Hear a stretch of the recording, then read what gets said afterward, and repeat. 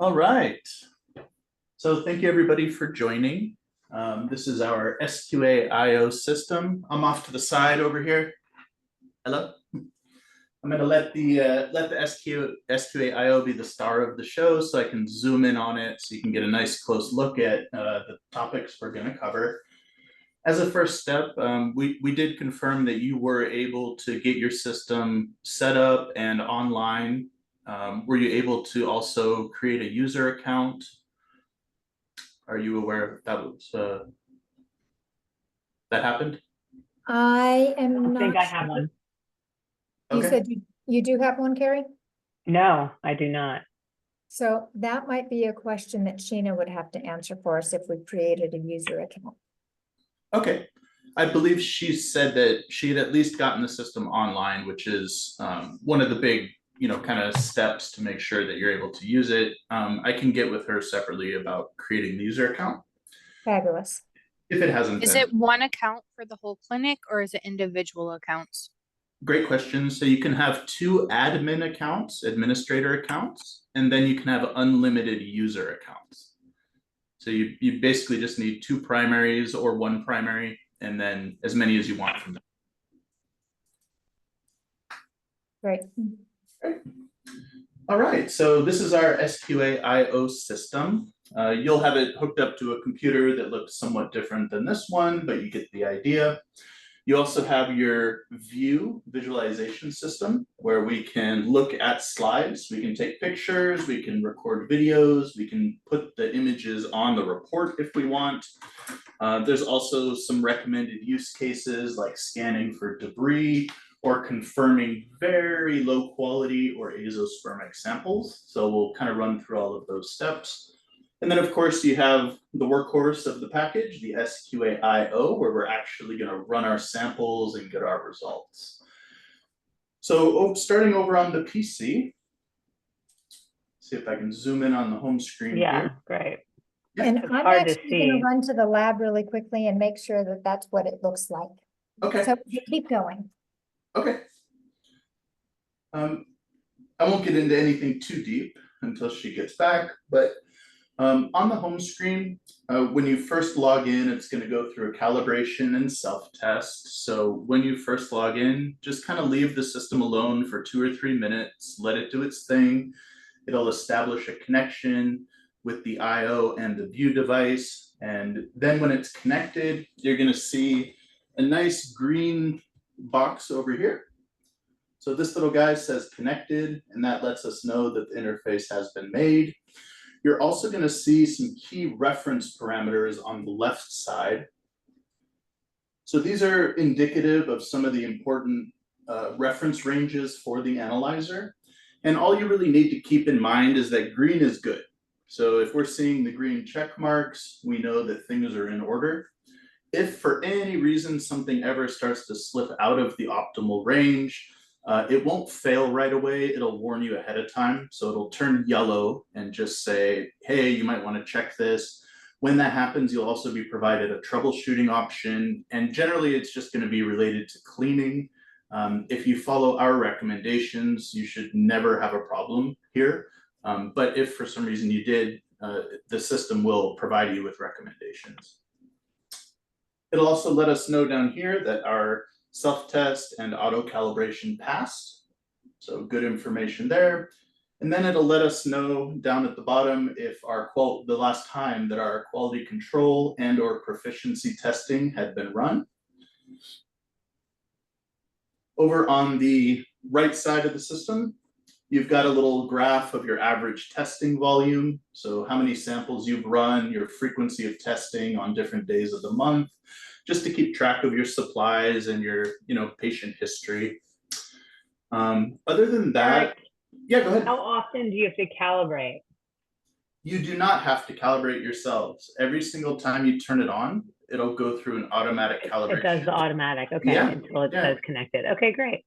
Yeah, and then also right before each test, it goes through a quick one as well, about a 20-second calibration. The system will time out every so often and ask you to reboot it, and then it'll go, not reboot it, but just log in again. It's like if you're in a web browser with your bank or whatever, and it times you out, the same thing will happen here if it sits idle for too long. Mhm. So when that happens, it'll go through a calibration as well. So other little things on the home screen. In the upper right, you have a really handy training section, which I always recommend. I had sent Sheena over the videos separately, but you can also access the user guide, the service manual, the training videos. You can actually get to them from inside of the application, which is kind of cool. So you've got this little button here that'll actually allow us to pull up the user guide, service manual, cybersecurity information on the analyzer, and then also what we call a debris guide, which we'll talk a little bit more about that once we start the sample analysis.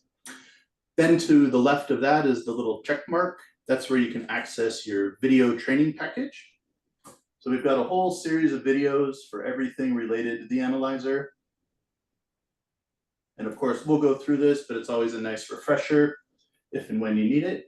So there's quite a few of them on everything from setting up the account to running QC, running your samples, customizing the report, all that good stuff. Anytime you need to get back to the home screen, there's the menu on the left side. So just hit the little home button here, and it'll always take me back to the home screen that we were just on a moment ago. Other than that, in your upper left-hand corner, there's a couple of little indicators. Almost into something, but in a moment we can. Sorry, guys. Hey, feel free to interrupt me anytime, by the way. If you have questions, comments, anything, just cut me off, feel free. So in the upper left here, there's a little picture of the SQA view, which is the taller visualization stack. You can click on that and it'll just let you know that it's connected. So it'll give you a little message, connected, ready to go. I'll just close that. Then next to it, it gives you a little indicator of your Wi-Fi strength. So as you know, this is a cloud-based system and a reliable internet connection is super important. So the system will work flawlessly. It's hosted on Google's infrastructure. So we never anticipate our application going down, but you will need internet access to use the analyzer. So if you can plug it into an Ethernet cable, that's even a little bit more reliable than trying to use Wi-Fi. So if that's an option, that would be a recommended step as well. The little green guy here lets us know that the I/O is connected. So this indicates the I/O connection. This little guy will test the visualization connection. And then you have these three little dots here, which can hide the main menu if you want. So you can get a little bit more space. So that's kind of the basics of the home screen. You'll get used to it pretty quick. Chances are you're going to log in, you're going to hit test patient and be on your way most of the time. So the only real recommendation that I offer when I use the system, just double check everything's green, everything's good. And we'll go through maintenance at the end of the presentation as well. So while everybody's fresh, let's actually go ahead and dive into testing a patient. We can then circle back to running our QC. I can show you the archive, your patient data section, also the service and the settings menus. But let's say, we had a patient ready to go. First thing we would want to do is just go ahead and say test patient. And you've got a number of data entry fields for the patient and for the sample. Most of it is optional. So you don't need to enter a ton of this, only certain key parameters. In fact, Shady Grove and US Fertility have asked that we don't put specific demographics in there. So we actually want to avoid putting in a first name, a last name, or a birth date, and definitely not a phone number either. So we're going to function with basically the patient ID and or the sample ID only. So to input, obviously we have our computer connected to a keyboard. So we're just going to go ahead and enter the basic information. Eric, do you know if Shady Grove uses the person ID for the patient ID, which is what we've kind of been using now that we're in FERT, a new electronic medical record system that we have? Okay. Do Yeah, you so know that or you don't know? I don't know 100%, but that sounds Okay. logical to me. I can follow up after the Zoom and Okay. check, but I Thank feel you. 90% sure that yes, you would use the person ID Okay, for that. thanks. Yeah, sure. So if it's a patient that you had run before, that it would actually remember their ID. If not, just go ahead and type in the new one, like so. Again, we're gonna go ahead and skip the first name, last name.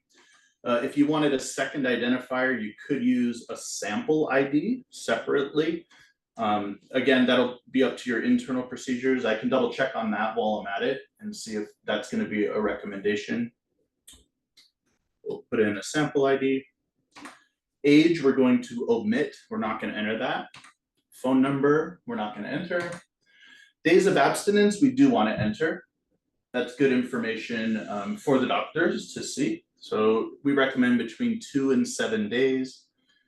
And you'll find just about all of my recommendations correspond to the WHO manual. We're on 6th edition right now on the SQA-iO. You can also put it back to 5th edition if that's the version you're currently using. You can put in a referring doctor if you choose. So there's an option here, enter a referring doctor. Then we get into the sample information. So again, most of this is optional, but some of it's recommended for sure, such as the collection date and time, the received date and time when the sample actually arrived in the lab, sample volume.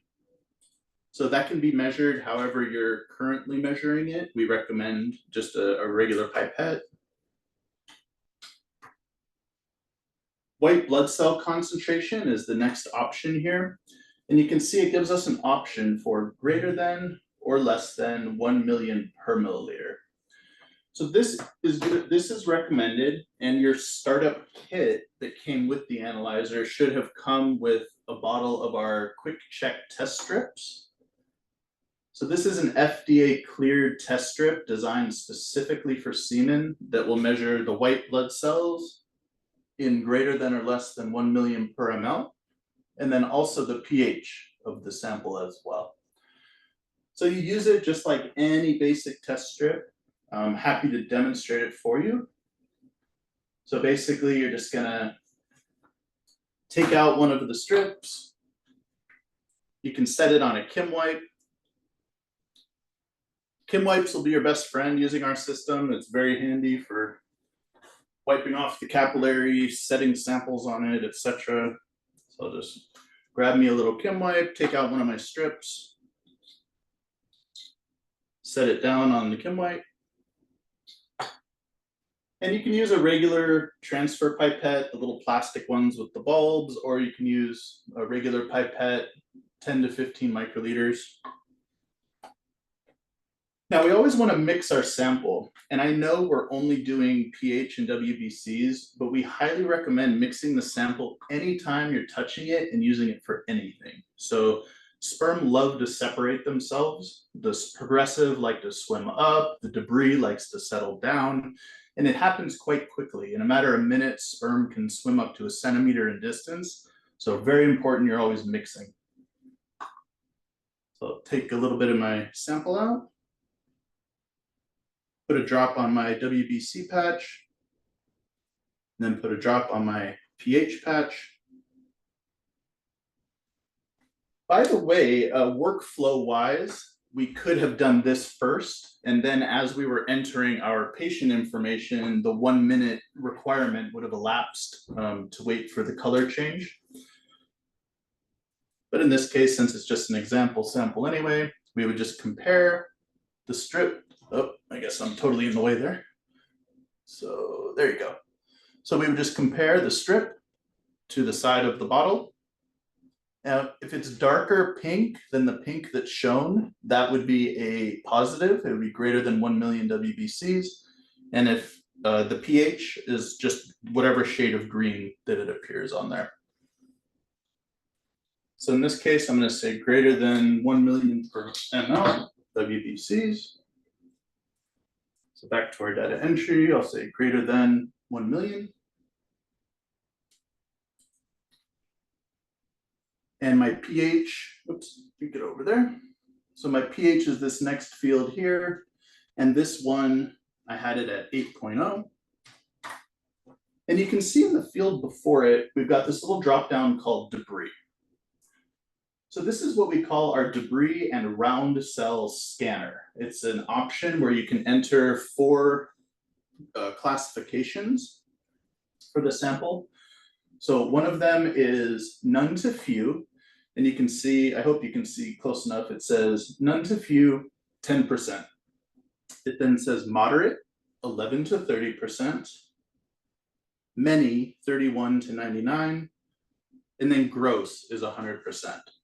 And what this is explaining is a ratio of sperm to other junk in the sample, whether it be round cells or other cellular material. So for example, if we were seeing, let's say 100 sperm and there was 10 or less other pieces of debris in the sample, we would just say 10% or less, none to few.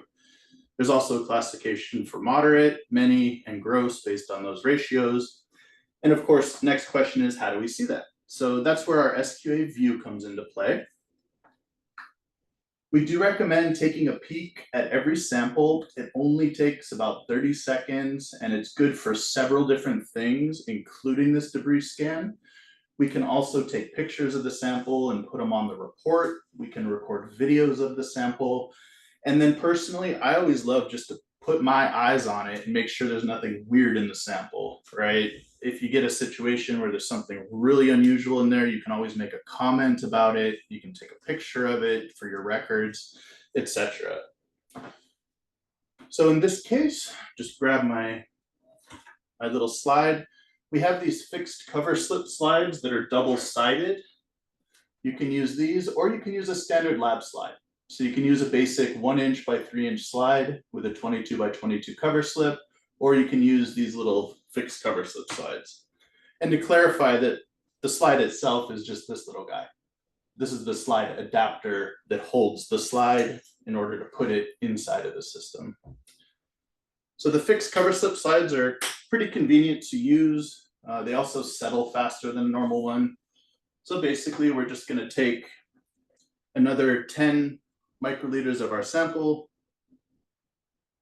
and we're going to drop it right where the cover slip meets the tip of the entry area of the slide, like so. The sample will flow into it automatically. And from there, we can insert it into the view visualization system.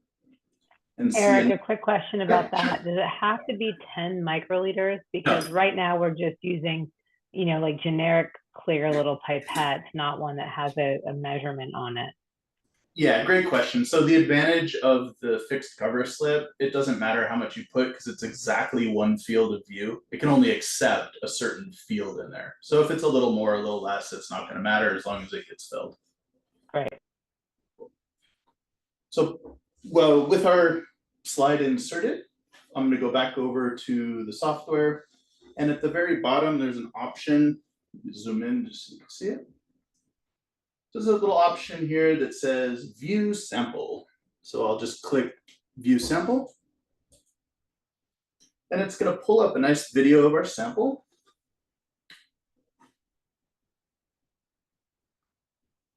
And so basically what we recommend in this part, we've got over on the view, we have the option to turn the field of view and view up to 50 fields. For the debris scan, it's not necessary to look through that many. You're going to get a pretty good idea of the debris. But you can see as I turn the little knob, it's rolling through the sample.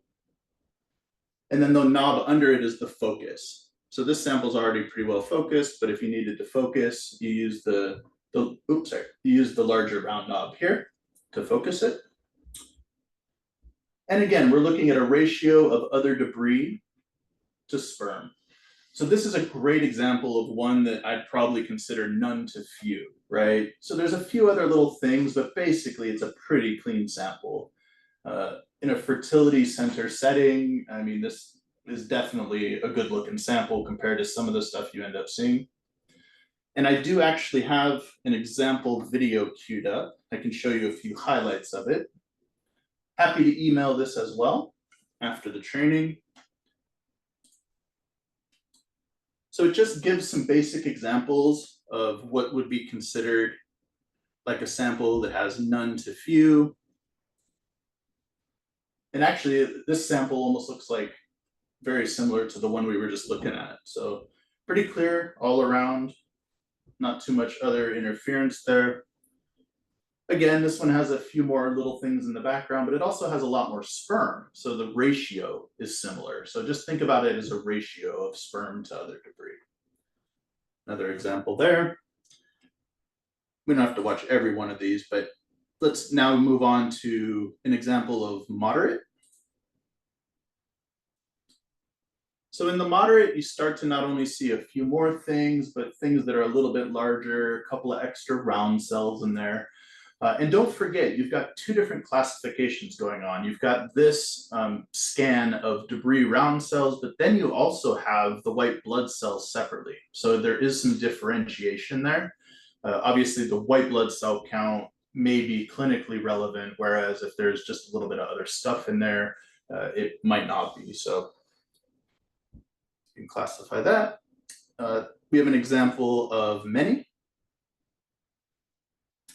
So now we're definitely, as you can see, starting to see extra junk in there compared to the sperm. And then lastly, we've got our gross sample, which is quite literally gross. So lots of other stuff in there, lots of junk. Again, we can take a picture of it. We can record a video of it if we want to for evidence. And there you go. So the debris scan in general is important, not only as some relevant clinical information, but there's also different algorithms in the system. And if it's a sample that has tons of junk, if it's one of those gross or many samples, it'll actually correct the results a little bit. So it's important from a clinical perspective and from a system performance perspective that you do that scan. So highly recommended. Next, we have appearance. So if you want to put in a note about how the sample looked, our recommendations are based on, again, WHO manual. So you can say clear, white, gray, yellow, pink, red, brown, other, or NA. Again, you always have an option to put in comments. So let's say it was red, brown, and you thought there was some blood in there or whatnot, you could put in a comment. You've got your viscosity. So if you want to put in a note about whether the sample liquefied normally, abnormally, or decreased. Decreased is interesting. That's what we recommend choosing if you get a sample that's really, really watery. So you're used to like a certain amount of viscosity in the sample. If you get one that's just completely watery, go ahead and choose the decreased option. Not only will that show on the report as decreased, it'll actually test the system with the washed algorithm as well. So we have a separate algorithm that's used for like IUI, IVF preparations that's accounting for a wash. Whether the wash is, it technically could be a density gradient, a swim up, whatever, but basically there's no seminal plasma left in the sample. That goes into the category of washed. And again, samples that have no natural viscosity should be treated as decreased, which will use that washed algorithm as well. So last row down at the bottom, we've got liquefaction. So sorry, Eric. So that if we were doing a post wash count, then yeah, we would put that in there, decreased viscosity. Well, for that one, I would just start with the washed mode in the first place. So okay, okay, I see. I thought you were kind of saying they were one and the same. So well, they use the same algorithm, but on the header of the report, we would want to know if it was a fresh semen analysis or a washed, you know, makes sense. Yep, like it. Okay. Yeah. All right, perfect. Yeah, so like if I had chosen this out of the gate, the whole flow of this whole test would kind of be in that gear. Okay, perfect. So it sounds like, Carrie, if we're doing a pre-wash and a post-wash, we do the first one regular and the second one washed. Absolutely, you got it.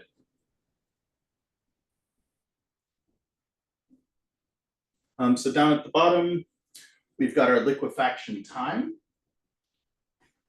So this lets us know whether it liquefied in 0 to 30, 30 to 60, or 60 minutes plus. This is just information for the report, the doctor, the provider. It has nothing to do with the actual analyzer. It's just if you want it on the report, and you can always choose NA if you don't want it on there.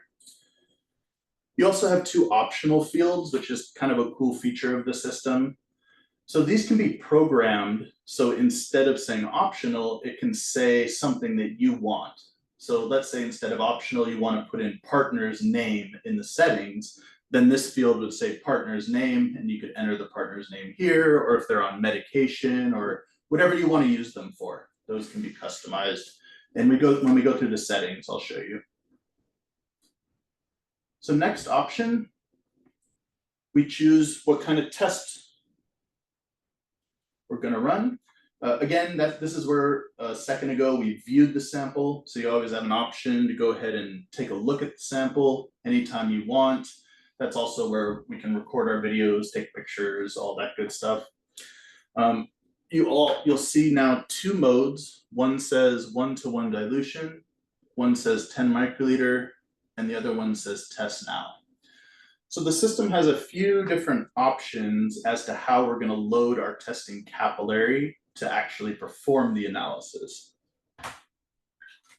So I don't know if anybody's seen one of these little guys yet, but this is our SQA testing capillary. This is the most important part of getting an accurate result and keeping the machine reliable, is loading this little guy correctly. It's the one part of it that takes a little getting used to. We did provide you with a validation kit somewhere next to the machine. Hopefully you have a pink box that says, I think it says proficiency and training kit on it. That has about 60 samples worth of material, and it'll be very good practice for loading this capillary. It also helps validate the analyzer for your records and for regulatory purposes. So this little guy, you can see, let me see if I can get it close enough without it losing focus. Kind of does lose focus. So we've got a few different parts to it. If you look closely, there's a little tiny flat part up at the tip here that actually has a tiny little hole in the tip that's going to allow us to draw in the sample into the capillary. There's a larger chamber here, this big square, that we're going to fill with sample. And then we have a little blue stopper that we're going to push down after we've drawn in our sample and filled the chambers. So first question you might ask, okay, how much volume does it take? So the answer is, for a regular semen analysis, you need at least 0.25 milliliters. To do that, you would actually do a 1-to-1 dilution of the sample. And you can see there's an option for dilute 1-to-1. Now let's say you had more than half an ml. You don't need to dilute, just hit test now, and we'd be off and running with our test. Now we have a third option, which is called 10 microliter. What that does is allow us to fill only the little tip part of the capillary here, right on the tip, just this little guy. That takes 10 microliters, and that's for our IUI samples. So obviously we don't want to waste a lot of material, so we can fill just that little tip.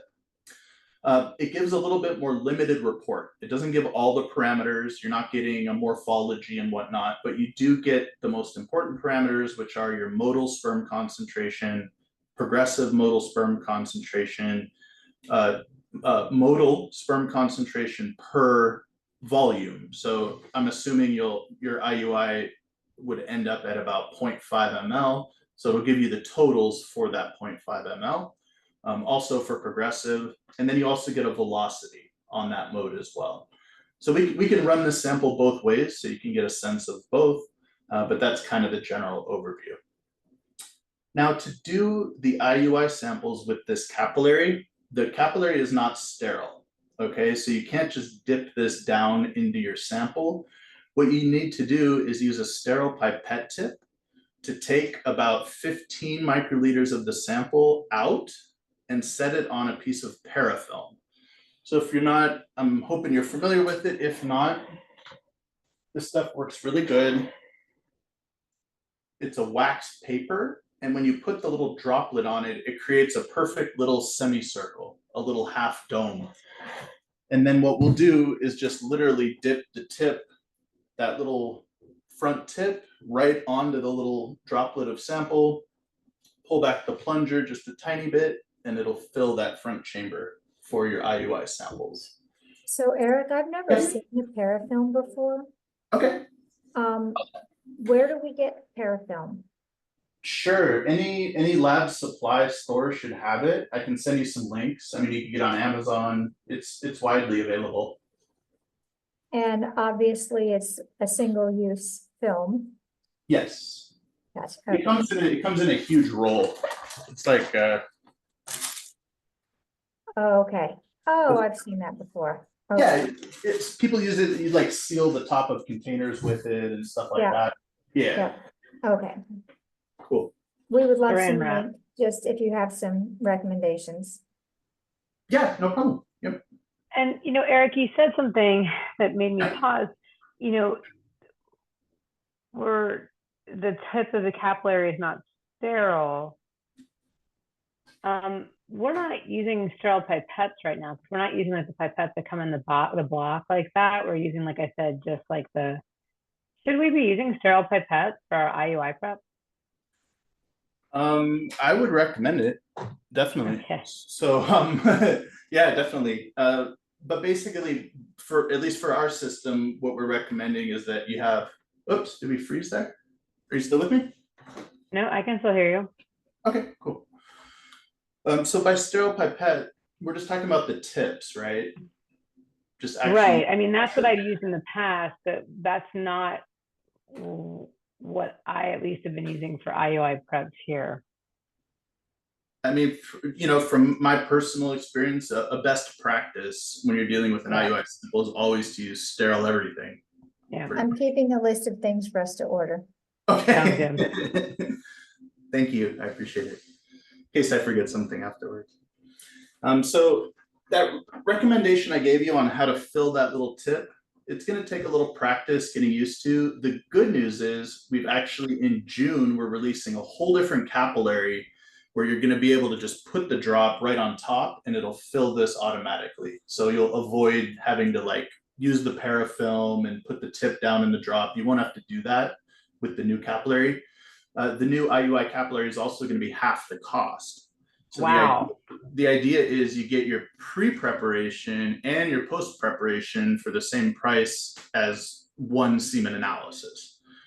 So just so you know that is coming, it'll probably be June when we have those. I can send you some for free out of the gate. You can test and try out as well. Please. Yeah, sure. All right, so I've told you a lot of different ways to load the capillary. Let's actually do it so you can get a feel for it. So I'm gonna pretend we're doing a semen analysis, right? So I've got my sample and I have enough volume. I have at least 0.5 ml to fill the whole chamber. So you'll remember me saying mix, mix, mix, mix. I can't stress it enough. Even the 6 or 7 minutes since the last time I mixed is enough for them to start separating. WHO manual recommends 30 seconds, like so. And first thing we'll do is tell the system that we're ready to test. And this is where everything goes pretty fast from here. This is where the automation of the system shines. We just say test now. And you had asked earlier about calibration. So you see the system's gonna run us through one more quickie calibration. So at this point, just don't touch the system. Wait till it tells you to go ahead and fill the capillary and insert it into the system. And in the meantime, while it's doing that, I can start preparing. So you can see there, the screen now says insert capillary, insert now. So I'm going to go ahead and load my capillary. I'm going to grab another Kim wipe. So I'm ready to go, wiping off the tip of the capillary. All right, so best practices using your capillary. We want to put the tip down into our sample, and then the idea is to pull back on this little plunger, which will pull the sample in through the tip area. When you're getting used to the system, like when you're running the validation kit, you can start off using 2 hands if you want. It's a little easier, but ultimately I recommend getting the hang of the 1 finger technique where you kind of use your thumb to get under it. This helps if you've got kind of a low volume sample and you have to get it at an angle to get at it. Here, I'll switch so you can see. So I'll kind of show you my recommended technique. Again, you can't mix too much, don't be afraid. I'm going to pop the capillary down and I'm going to draw back on this plunger, and you won't be able to see it, but I'm keeping an eye past that little blue stopper. So I know this is full because I saw a little sample appear past the little blue stopper here.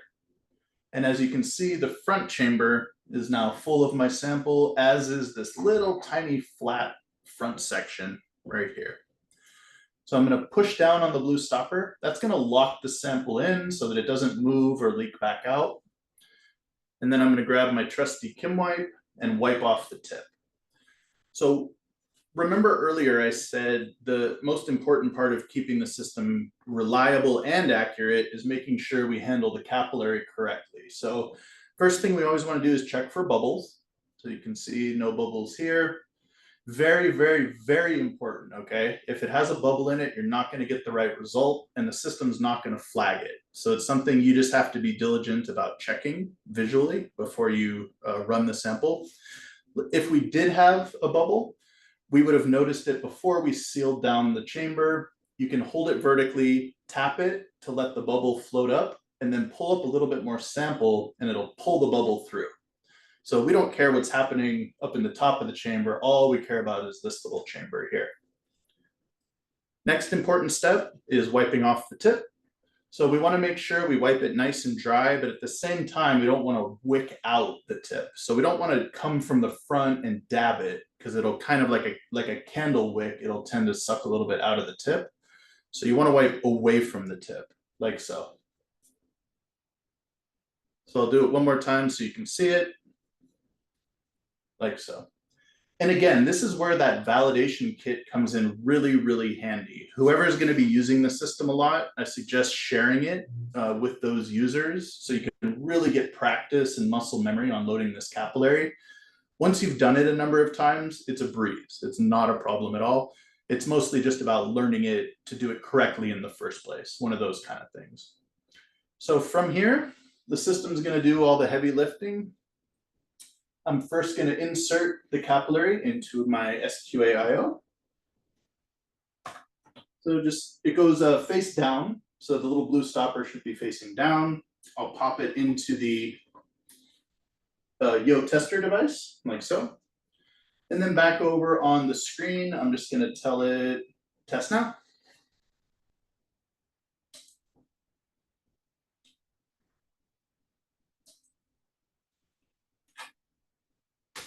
So from here, you're basically done. You've got additional options after the test is complete, but 75 seconds after you pop in the capillary, you're good to go. Also, don't be fooled by the time it took to run this sample. I'm going through every little detail very slowly. Once you get used to the system, it's less than 3 minutes, start to finish, even if you're not rushing. So if you take a whole minute to look at the sample and you're waiting for your WBC strips and all that together is still 3 minutes once you get the hang of it.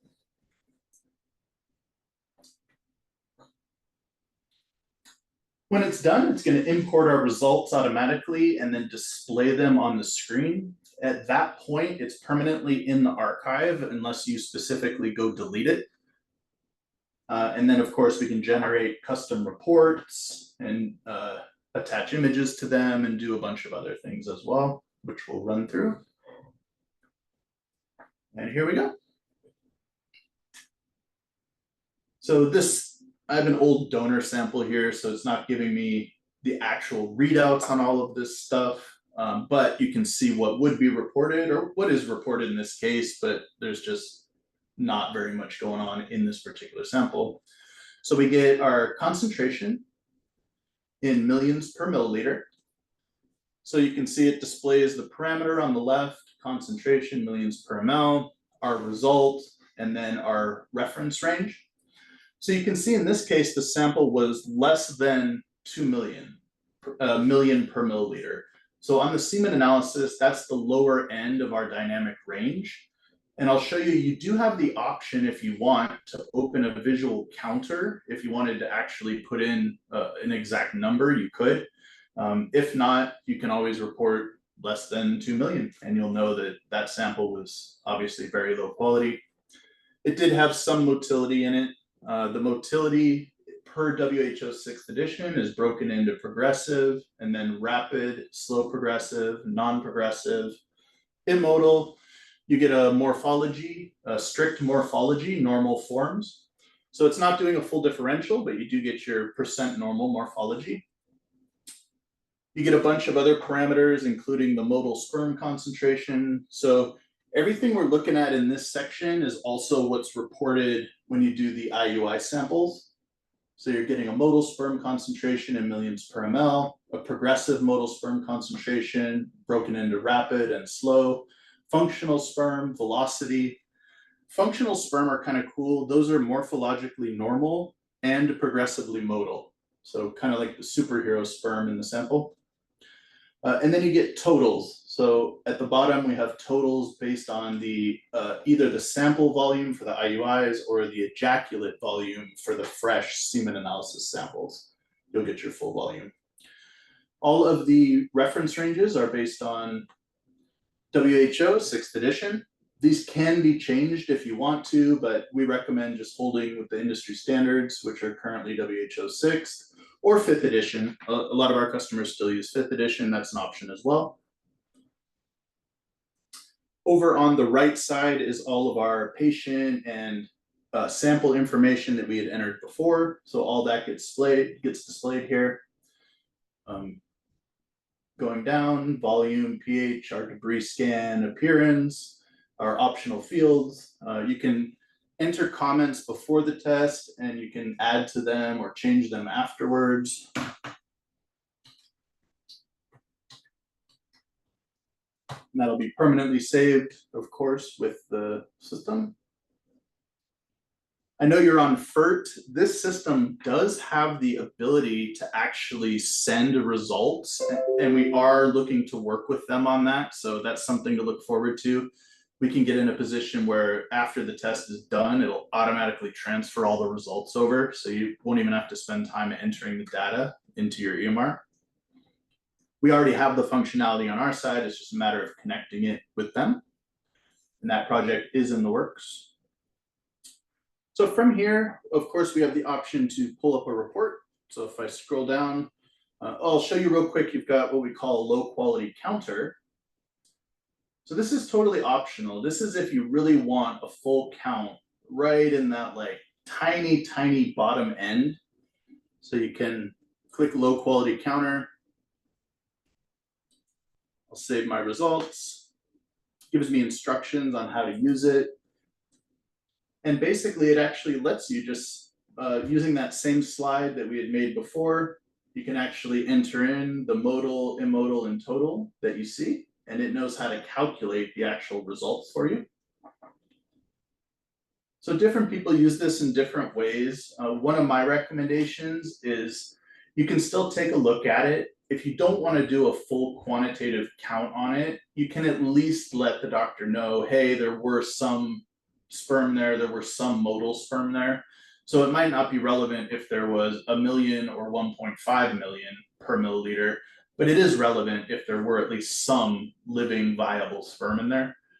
So at a minimum, I recommend using it like that if you run across a sample that's that low and not completely azospermic. If you do have one that's totally azospermic, nothing in there at all, just use this little button that says no sperm seen. What this will do is zero out the results so the doctor knows it wasn't just a low quality sample, but there was nothing in there at all. So everything will turn to zeros if you choose that no sperm seen. And again, you'll have to play with the system and see, what workflow works best for you, what you as doctors, what you want to see as far as the results go. You can simplify the system down to just loading the capillary, sticking it in and getting your results, or you can take a couple minutes to do some of these extra steps and get a more comprehensive result. So totally up to you. I'm gonna skip back to my main results. And you can see at the top, we've got our options for pulling up our report. Everything will open in PDF format. So you can open it as a PDF in a browser by just saying view report here. Or you can download it directly as a file and save it on the computer. So that would actually save it outside of the application, like onto your desktop, or if you needed to send it, email it. The header of this report can be completely modified, even the logo. So right now we still have our MES logo here, but of course you can add your logo. If you want to put information about your, let's say your CLIA license number, or the medical director of the clinic, or whatever you want, you can add in additional fields up here in the settings if you want. And then you get your patient and sample information, and then of course all of your results. So if I scroll down, you can see. Sorry, Eric, if we did want to change the header, how do we do that? I'll show you right now. So at this point, you can do whatever you want with this report. You could print it, save it, totally up to you.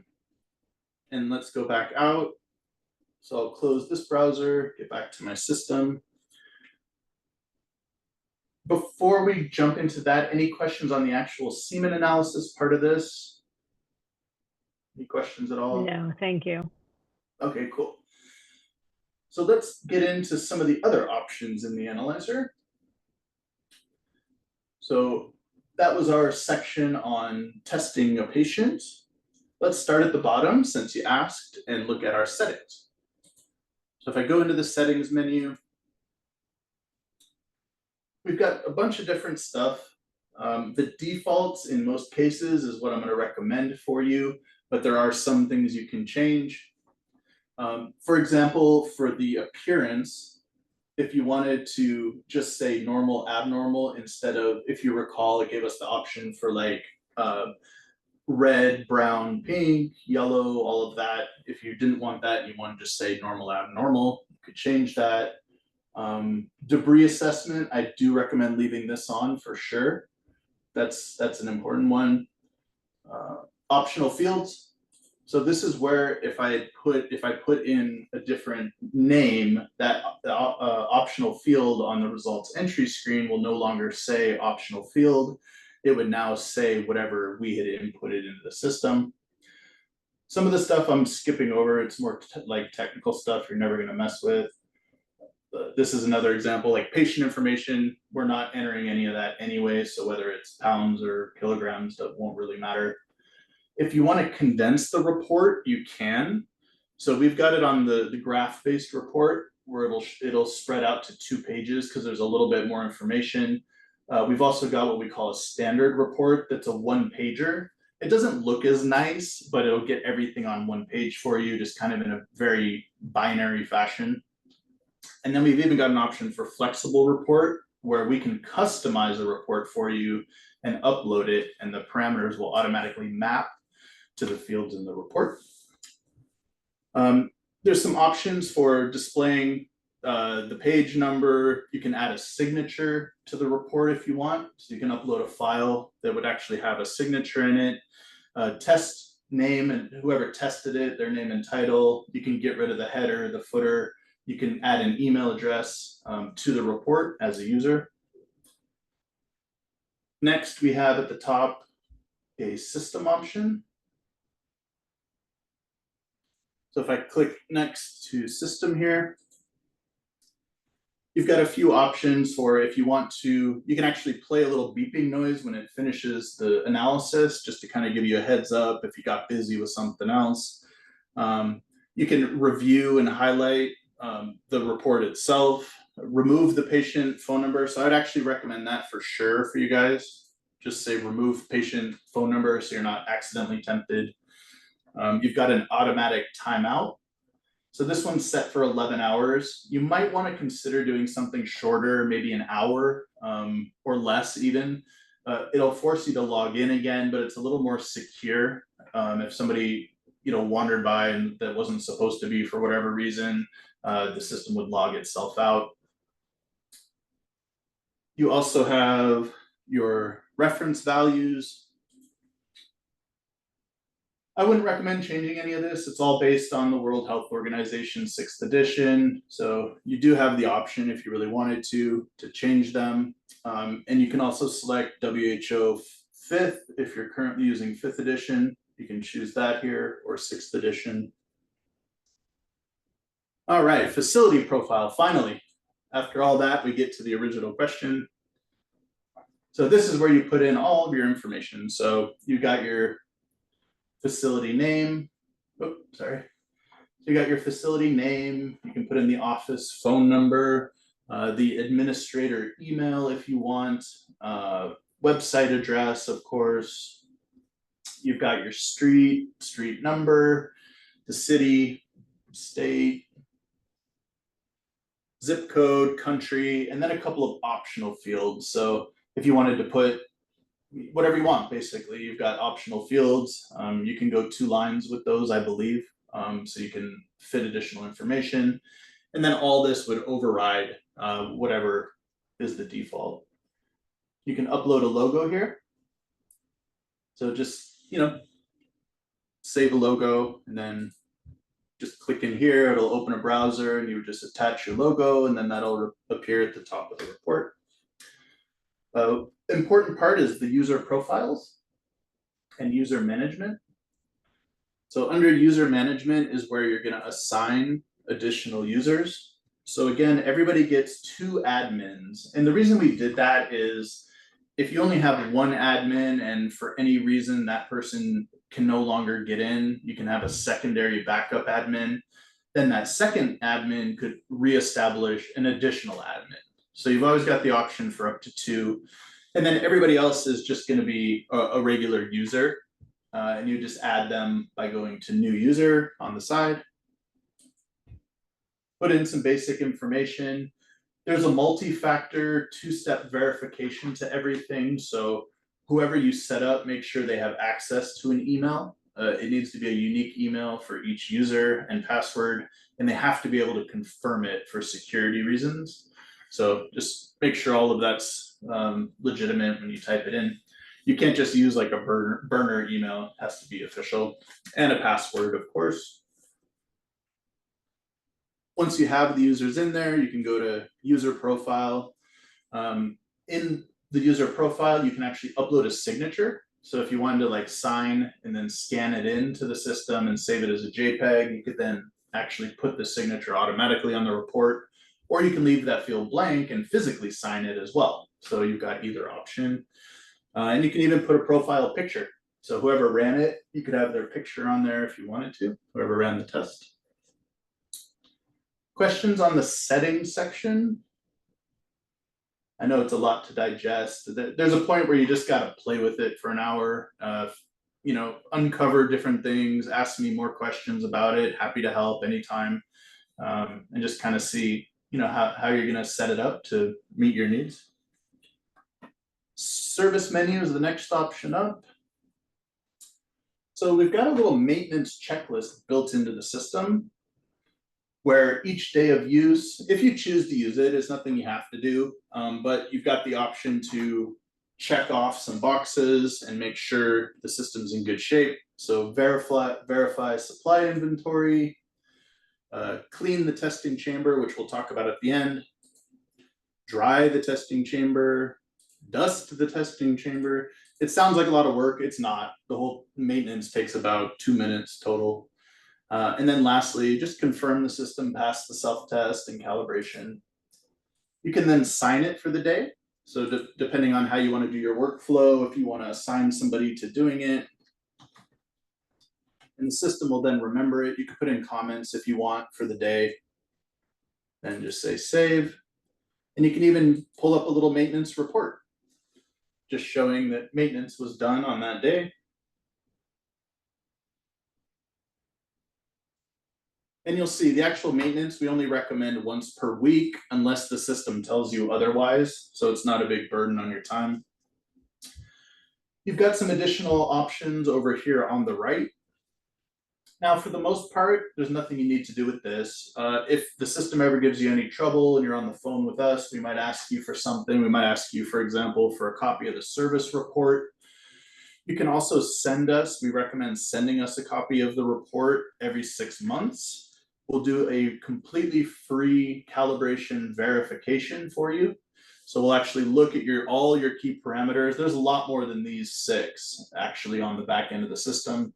So we could actually compare those to when the system was manufactured, make sure everything's still in perfect shape.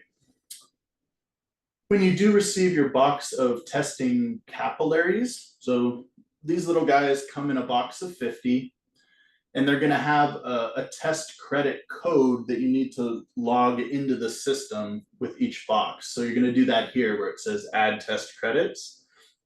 So just remember, whenever you get a new box, jump over to service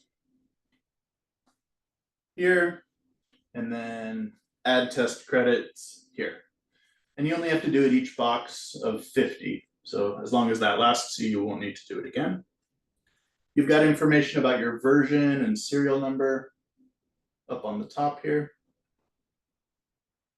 So upgrades happen automatically, which is kind of cool. So you don't have to upload anything or do anything. It'll just automatically update. And you have your serial number there if you ever need it. If you're ever talking to us about anything, you got your serial number. So moving right along, patient info is a section you're not going to use just due to how we want to handle that PHI/cybersecurity stuff. We're not going to put any patient information in. But you do have the ability to actually build out a little profile for your patients if you wanted. It was kind of assumed that maybe a very, very small clinic might want to actually kind of use this as a semen analysis EMR system. Turns out not to really be the case, but in some other countries they do it, and this is a global analyzer, so that was the logic behind it. Of course, your archive. So this is a full list of all, excuse me, full list of all the semen samples you've run on the system. You can pull reports, you can view the results, you can delete them. Only the admin can actually delete results.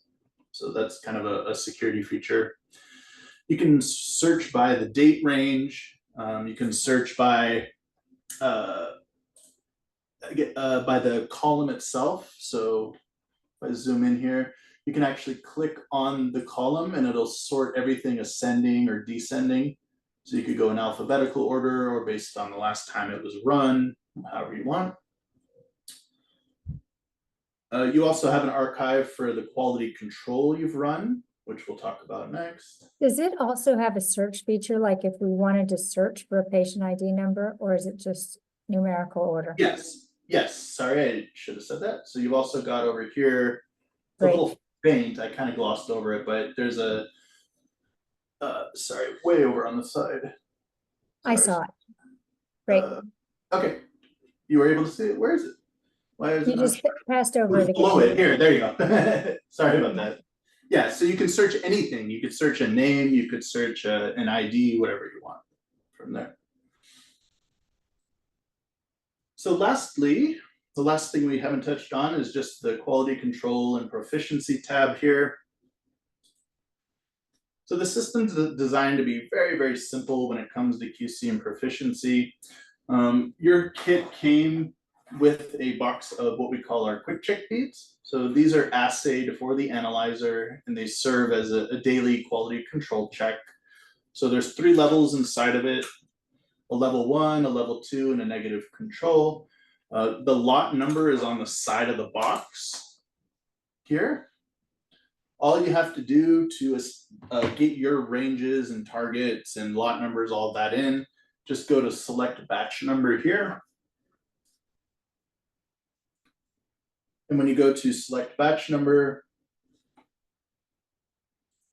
you can choose one that's already in the system. So anytime we as a company release a new batch, it automatically updates to the database of this system. So all you have to do is choose it. Let's say I choose a new one here. Get one that didn't.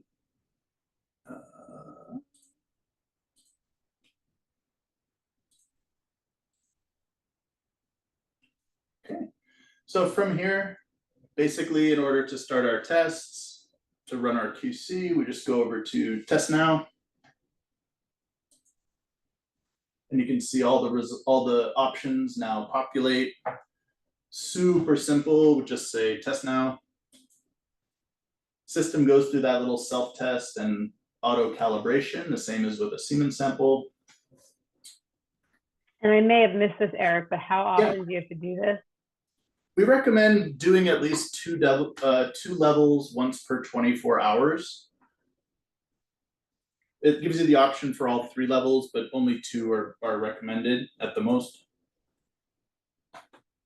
Even if we're not using it daily? No, if you're not using it, just leave it turned off. Don't have to do anything. And we have to do this before we use it for the day? Exactly. You got it.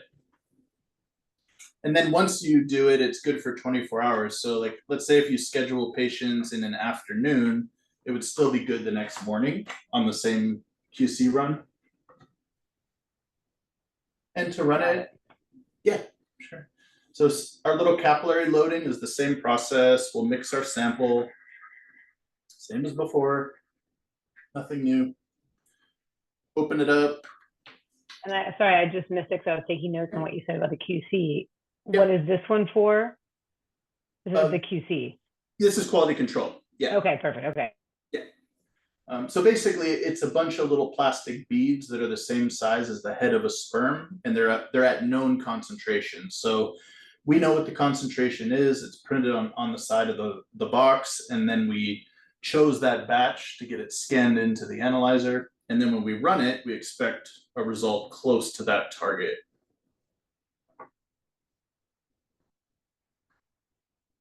Pull up my QC. Again, grab a Kim wipe, make sure you wipe off the tip. Folding the Kim wipe over twice helps out. So you get like kind of a nice square edge on it. And I'm just gonna wipe off the tip like so. Push down the blue stopper to lock it in there. Then back over to the actual IO system. We're gonna insert it into the chamber. You're basically running it exactly the same way that you ran your semen sample. Then I'll just tell it test now. How does it know what level we're running, if we're running level 1, 2, or 3? Okay, I might have glossed over it, but I actually clicked on this little button that Oh, says, gotcha. you know, Okay. sometimes I use the system so fast because I'm just used to it, but you see it says level 2 test now. And then once I click that, it knows I'm running that level. And in our test feeds, how many QC checks does each little container have? It'll have 15 days worth if you're running the 2 levels. So I guess, are you testing on weekdays primarily? Yeah. Yeah, so you get 3 weeks out of it, about. Okay. We're also, And it doesn't matter, we could do 1 and 3, 2 and 3, 1 and 2. Exactly. So you just kind of daisy chain it around, run 1 and 2, then 1 and 3, then 2 and 3, just kind of keep an eye on it in that way. Yep. We're also on the College of American Pathologists proficiency schedule. So even if you're not dealing with CAP, you can still order their proficiency sample if you want to. They put it out twice per year. And to do that, you just come over here to proficiency, and then it says select scheme. So we would say CAP. We're also an API as well as CAP. So either one will work. You put in the date it was issued.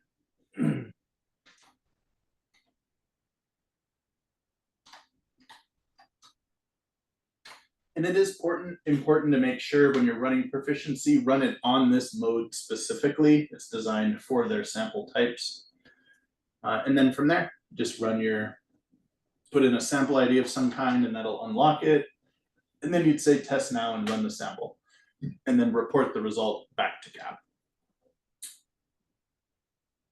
So that, I guess it's question and answer time. That's the bulk of the system.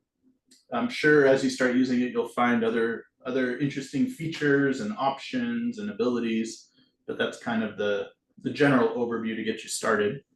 So what kind of cleaning does this require? Ah, good. I totally forgot. If you're used to using other analyzers that require a lot of cleaning, you're gonna love this system. It's got about the easiest cleaning procedure there is. So it comes with a little cleaning kit, which you should have in your startup kit. Inside of it, you've got a little cleaning solution and then a couple of little cleaning paddles. You can see we've got one bag of cleaning paddles that has kind of a fibrous material on it, and another one that has kind of a spongy component to it. And basically we want to take out one of each. One of them that has the spongy part, and the other one that has the fibrous scrubbing part. It's kind of like a Velcro material. And I'll scroll over so you can see it on the actual I/O. Wrong way. So basically all we want to do is put a drop of the cleaning solution onto the tip of the fibrous part. So this little guy here, we're just going to put 1 or 2 drops of the cleaning solution right on the end, like so. You don't need it soaking wet, just a little moisture is good. And we're gonna run this into the testing chamber face up about 7 or 8 times. And then flip it upside down and run it 7 or 8 times. And then lastly, we'll grab our spongy tipped paddle, pop it into the chamber, and we're just gonna leave it in there for about 20 seconds or so, let it absorb any extra moisture. And again, as long as you are wiping the tip dry, so this is one important area where you got to make sure that tip is nice and dry when you insert it into the system. As long as you're wiping that dry, we only recommend this once per week. So maybe if you're done testing on a Friday, run this little cleaning procedure. That's all you need to do. The So only we other don't have to do it between samples? Nope, you do not. As long as you're wiping that tip dry, if the system picks up any interference, it'll tell you to clean it. So that's the other time you would need to. But that should never really happen as long as it's the capillary tip is nice and dry when you insert it. And we have And to if you do haven't done any cleaning of samples in the- a week, we don't have to clean it, correct? Nope, you do not. And do we also have to clean the SQA view or just the IO? No, the view is actually pretty well isolated. So the way the slide sits, it actually sits down about 1/4 of an inch. So even if there's a little sample on the slide, it never really comes into contact. The exception would be if there's dust in your lab and you saw a dust bunny in there or something, you could squirt out the chamber with some compressed air. That's about as much maintenance as we ever recommend on the view part. How do we clean the slide? Just with distilled water and a Kim wipe? The slide adapter? Or the... So Yeah, the what you slide in there. The slides we dispose of, right? Yes, this just goes in your sharps and you're done with it. Oh, okay, perfect. But you Great. do get 2 tests on it. So you Yeah. can fill one, and then when you're done, just mark it with a Sharpie or something, and then you still have another test on it on the other side as well. Okay. If you did want to clean the slide adapter, I actually just recommend the solution that's in the cleaning kit. You could just put that on a Kim wipe and give it a little scrub. It's just like a regular, alcohol diluted solution. Other than that, you don't need to turn off the SQA-iO per se. So there's no like power switch on it. What activates this unit is when you log in on the computer. So at the end of the day, if you're done using it, just log out of the actual application. So even if you keep using your computer for something else, just log out of the SQA-iO just by closing the browser basically. So I'd literally just go over here, close the browser, and that's it. You can put a link if you want, like what I've done here. I put like a little link to it. So when you're actually in the browser, just right click on the path www.sqaio.com. You can right click on that and then just save as, and you can actually put it on the desktop. So when you log in, you just double click it like so. And then it'll take you right to that screen. Now, if users have a login, Yeah. can they log into SQA-iO.com from another computer just to see results? They can, but all they could do is see results. So the SQA-iO itself would have to be plugged into that other computer to do anything else, to run a Right. test or, yeah. But like, we just wanted to look to say, hey, did this person, this person's test isn't in the EMR, and take a look, see if they had it done. We would be Yeah. able to do that. Yep, no problem. That's about the only thing you can do, but you can do that. Actually, you could pull a QC also. If you want to download the quality control, you can download like a CSV file if the IO is not plugged in as well. I can unplug it for you and show you if you want. So you're all logged in. You can see now we're red up here because it's disconnected. Yeah. But as you see, we can still go. Some of the stuff now becomes grayed out. Right. But you can still go into your archive. That's what I want the most. So that's great. There you go. So there, even without being logged in, there's my result. And if we had that computer Wi-Fi to a printer, we could just print that report. Exactly. Yep. Or by USB, by Wi-Fi, if it's on the network. Yeah, however you want. Great. And remember this, the system didn't come with a computer, so it should be hooked up to a computer that you already have set up there, which is also kind of a nice benefit, so it doesn't take up a lot of space. Yeah. You just have to find room for this little guy here, not a whole setup with the computer. Right. Awesome. And I think you sent us all the training videos. Yes, you should have the training videos, a link to the user guide, which I recommend. And remember, the cool thing is all that I've sent you is also just inside of the app natively. Right. So, if you want to just, as you're setting up your accounts, maybe ask everybody to just kind of review the videos in here. Mm-hmm. Is there a quick guide that can be posted on the wall? There should have been a physical copy of it that came with your analyzer. If not, I can send you another one. I can We print would one out. love that, because many people have been in and out, and there's been tons of things that have been arriving, so it'd be great to get another quick guide. Okay, sounds good. I can send that after. Let me just see if we have that actually in here. No, I wish we did. We don't. So I'll have to send it to you offline.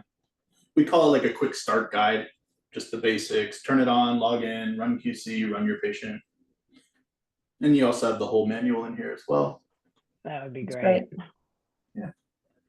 This is nice. It's like a summary of all the ranges and what all the different parameters mean. So the system spits out quite a bit of information, maybe more than you're used to. So if you need to find reference ranges and dynamic ranges for different parameters that it reports, you can get all that in the user guide as well. Instructions on what the different parts of the capillary that I explained, what they all mean. And then just, kind of a step-by-step through the whole thing. Copy of the reports, etc.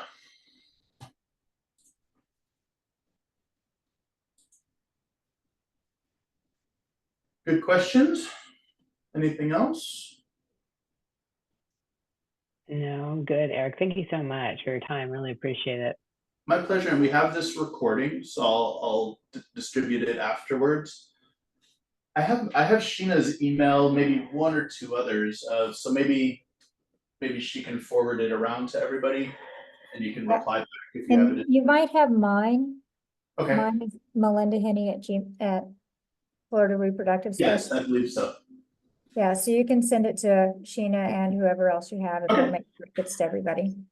All right, that sounds good. Not a problem.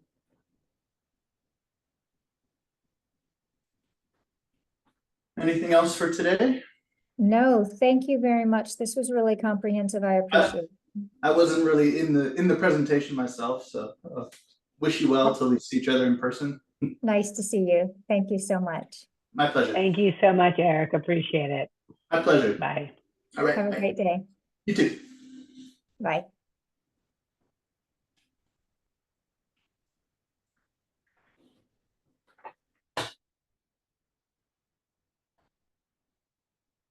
Remember, it all started with a sperm and egg.